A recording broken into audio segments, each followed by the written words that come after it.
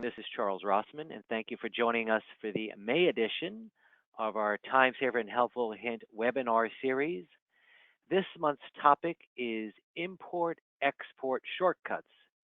In our discussions with our clients, we have learned that many of them have shared with us in one way or another that a few little changes that can save them some time is incredibly valuable.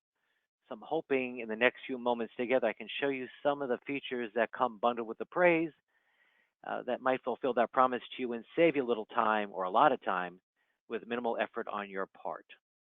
So the cornerstone of our time saving for our Appraise ASP and Appraise software customers is Universal Import, which is a free application available on our website. It also comes bundled with the Appraise software. So let me start with this. So I'm going to open up down here a folder called Demo Import, which I created. So let's say, for instance, you have a big portfolio that you need to enter, a really big portfolio. So let's use this one as an example. I created this. This is a CSV file, comma, delimited file called Demo Import. And I'm going to open up the fields here a little bit, go a little wider. Okay. So we have the possibility of importing all of these fields using universal import into Appraise. The bare minimum that you have to take advantage of universal import is shares and CUSIP or ticker symbol. But if you can include in your CSV file, comma delimited file, an account number, a portfolio name, and a valuation date, we can really streamline the portfolio creation process. So this is the template for how the different fields that Universal Import can read in. But this isn't the actual file I'm going to use with Universal Import because we have these headers on here. So I'm going to close this out. And as we go along, if you have any questions, again, please send me a chat message. I can stop and either address the questions as we're moving along, or I can answer all the questions at the end of the presentation. We'll see how this flows along. So I'm going to close out this template CSV file. Okay, close. Yeah, I'll save it.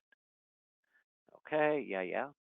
Then I'm going to go to the actual file I'm going to read in. So I'm going to read in using Universal Import this CSV file without the headers. So account number, estate name, we open the fields up, valuation date, shares par value, CUSIP number. Just to give you a feel, the size of this CSV file, once I import it, once I get down to the bottom here, you can see we're going to read in about 190 issues. You're going to see how quickly this goes using Universal Import. So file, close. I'll save it. Yep. Okay, I can X out of here. File, exit. All right, minimize this. Go to Universal Import, which I installed with Appraise. It's a free program. And this are the designations you need to set up to use Universal Import. So I'm going to designate my disk drive letter. Select the letter of the drive that contains the file you want to import. So anybody who uses Universal Import, you can refer back to this webinar, and also the instructions are pretty much self-contained within the program itself. Select the folder that contains the file you want to import. In my case, it was C, Appraise Demo Import. I'm going to go down here first. I can save and make this my default folder. Okay, and then it says here, select the file type as a default. I want to do an estate portfolio. Estate is for estate, gift, and CRUT valuations. If all you're doing is market valuations, you might be able to get away with easy price, but I'm going to use the estate portfolio. My destination disk drive and directory is C Appraise Demo Data. So I'm going to select the file I want, which is data death request 41600 CSV. It's reading the file. Okay, so I'm going to start import at row number 1. If it had a header, I could do row number 2, but I'm going to do row number 1. So starting the import process. It's a delimited file with 5 fields. I know that for a fact. It is now parsing out the CSV file.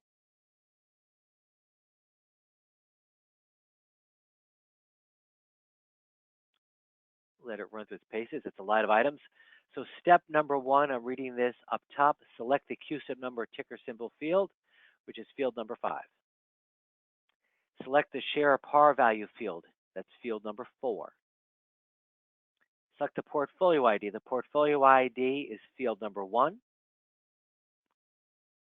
The estate name field is field number 2. And since I was able to export the valuation date is field number 3. So if you look on the bottom here now, I've filled in my estate name field, my portfolio ID field, my valuation date. These are all fields you have to enter by hand when you create a portfolio in Appraise. So we've made this automated. We've highlighted our shares and our CUSIP number. Click on Finish. It's running through its process. It is ready to create a portfolio ID 41600, sample portfolio, valuation date of 2/9/2020, 194 items. Type is .th, which means it is states, and there are no duplicates. Click on Create Portfolio. It says it's been converted. Click on Yes to do another import file, or No. I'm going to do No. Going to click on Appraise.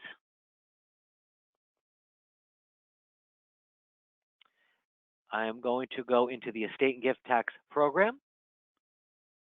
I'm going to modify an existing estates portfolio. Here's my portfolio, 41600. Click OK. All the fields have been populated. It is up here in the count field. You can see, if I highlight this, it's 194 items. Click on Price Portfolio, send for pricing. So now we're sending it up for pricing to Intercontinental Exchange, our data vendor.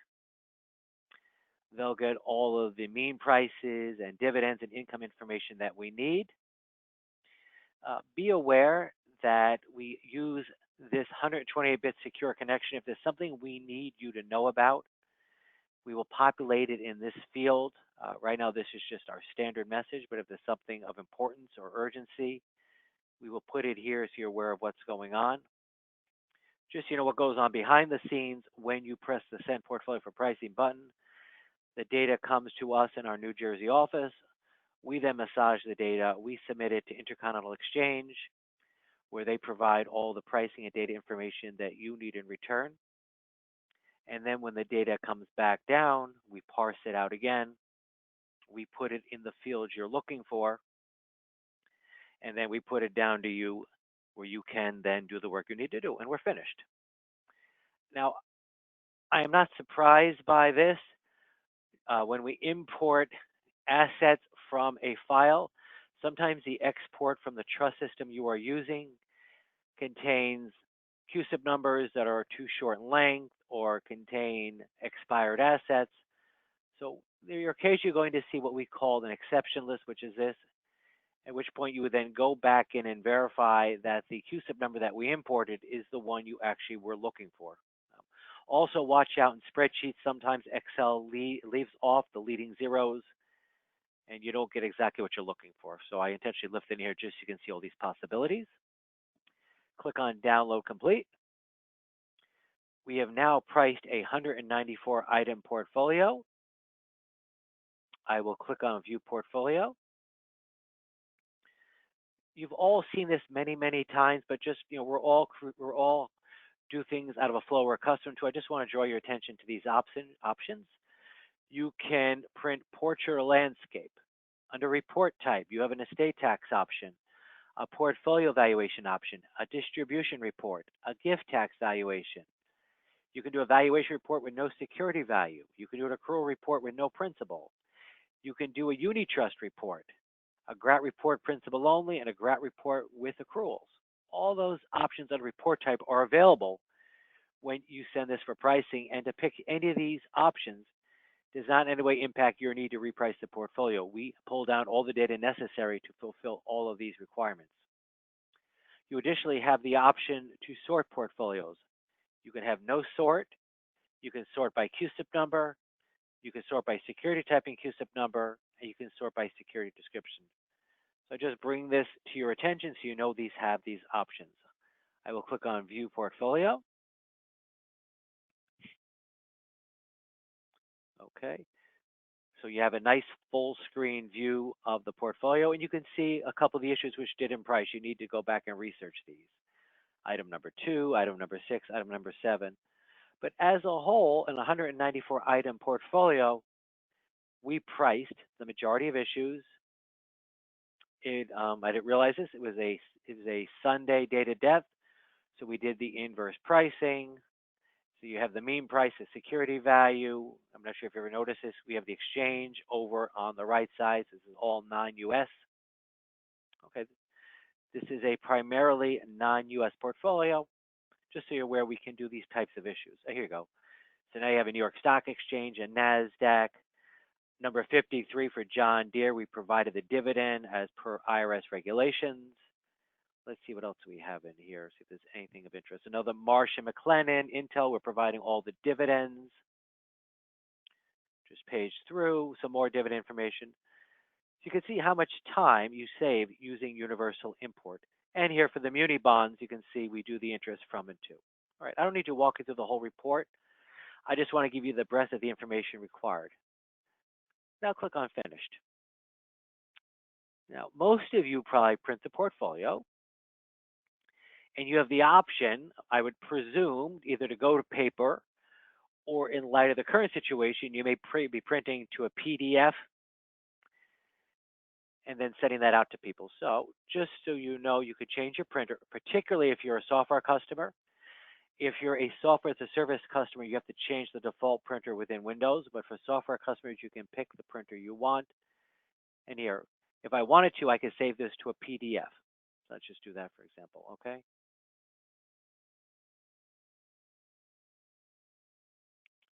It's exporting everything out. It's going to create the PDF. You should see that pop up. PDF, so I'm going to change in C, appraise, demo data. And I'll create my 41600, my portfolio name, as a PDF.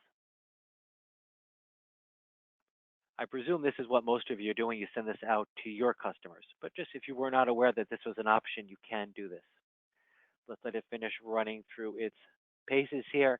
Then I'll show you some other export options that could save you some time.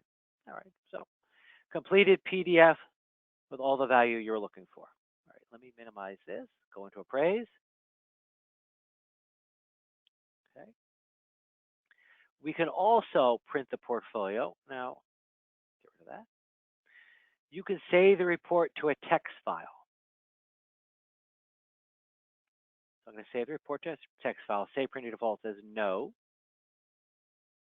Okay, so I'm going to go to my demo data directory, F5, and I just created a DUT file.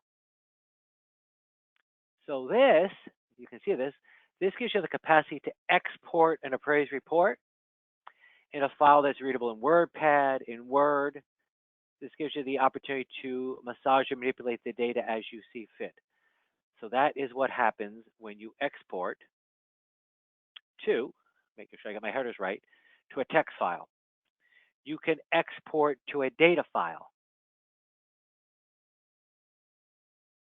Okay, file X out of here. I'm going to go to the directory F5. This DDT file is exported in a common domain format that you could take all this data in its raw value and you could import it back into your trust system, into your accounting system. And some of you might go, well, how do I understand what each field stands for? We include a file called datafile.doc that explains what each of those positions stand for. So some of you are typing these assets by hand into your trust system to update the basis. Please be aware you do have the option to read in this DDT file with all of these fields, pull off what you want, and then automatically update your basis in your trust system. Make you aware of that. And the last option we have here is print. Save it to an Excel file, print, let it go through its paces again. Now it's going to create an Excel file for us. It's got to go through 194 issues, so it may take a couple moments. Okay, go down to my directory here. There it is. There's my XLS file. Open it up, and you have your appraisal report in Excel format. 4 different output options. You can print it. You can PDF it. You can create a file that can be read into WordPad. You can create a comma delimited file that can be imported into other systems. You can create an Excel file. And on the front end, you can use Universal Import to partially or totally automate the creation of portfolios. And within Universal Import, I didn't do this. You can string multiple portfolios together. So you can put 2, 3, 4, 5, and bring in a whole string of them at once. It can be a real time saving and accuracy improving process were you to implement it. Same on the output, all these different output options. Okay, let me pause here for a moment and see if anybody has any chat questions, because I wanted to keep this under the half hour I promised, which I think we've done. So does anybody have any questions so far? While I'm waiting to see if any come in by chat, I often find when I sit through webinars, I will sit through it and not have any questions at all. Let you see me for a second while we're doing this. Fine, I don't have any questions. And then afterwards I'll go, oh, shoot, I wish I'd asked the following question. Well, if that is the case, I'm going to ask you please to write down Don Bolt's contact information. You can see it here. His phone number is 201-784-8500, extension 104. His email address is accountinfo@apprisennj.net. And he'll be happy to answer any questions you have upon conclusion of this webinar. Wait a couple more moments, see if there's any questions. Okay. Either I did a fantastic job, which is probably not likely, or you're all thinking and you're going to have your questions later. So we invite you to reach out to Don with any questions. I'd like to thank you for joining us on this Thursday morning. And if you have any questions, please reach out to us. Have a great day, everybody. Bye.